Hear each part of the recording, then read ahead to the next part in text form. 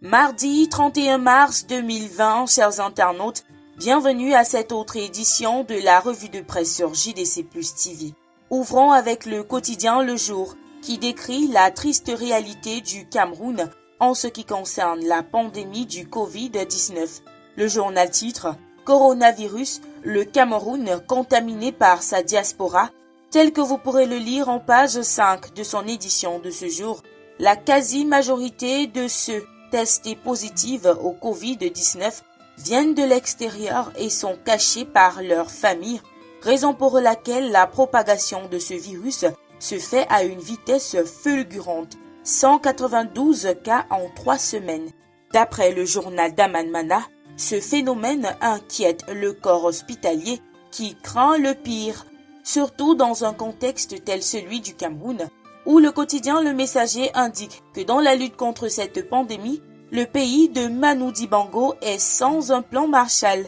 Le journal de Jean-François Chanon souligne qu'alors que tous les pays affectés mettent les bouchées doubles pour stopper la pandémie, le gouvernement se refuse à aller au-delà des 13 premières mesures de riposte contre ce virus mortel qui, d'après le journal, vont bientôt se révéler insuffisantes. Et puis en pied de page, le journal à travers la chronique du professeur Aimé Boni sur l'impuissance des Africains à se prémunir des cataclysmes, se demande si l'on ne serait peut-être pas au temps de l'apocalypse où nous sommes tous appelés à mourir. Eh bien, pour mieux comprendre cette chronique, lisez-la dans son intégralité en page 11 du quotidien Le Messager, paru en kiosque ce mardi 31 mars 2020. Nous passons à la nouvelle expression qui s'intéresse aux hôtels réquisitionnés par le gouvernement pour la quarantaine des voyageurs au sujet du Covid-19 dans la capitale économique Douala.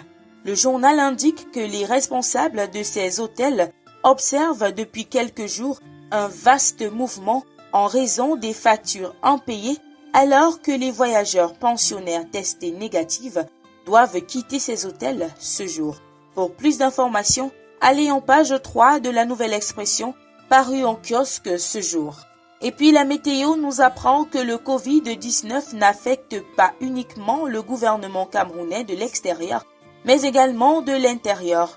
Le bi-hebdomadaire souligne que des indiscrétions qui filtrent des couloirs du palais de l'Unité indiquent que le chef de l'État, plus que jamais indiscret, a fort envie de rendre publique une nouvelle équipe gouvernementale que pourrait à nouveau conduire Diangoûté, mais la lutte tous azimuts que son pays livre contre la pandémie du Covid-19 semble avoir persuadé Paul Biya à remettre ce projet qui, d'après le bi-hebdomadaire, s'apparentera à un ouragan à plus tard. Et puis terminons avec la Nation d'Afrique qui reprend en une ces 3 mots, devenus un slogan à travers le monde pour limiter les dégâts causés par la pandémie du coronavirus, et je cite, « Restez chez vous ».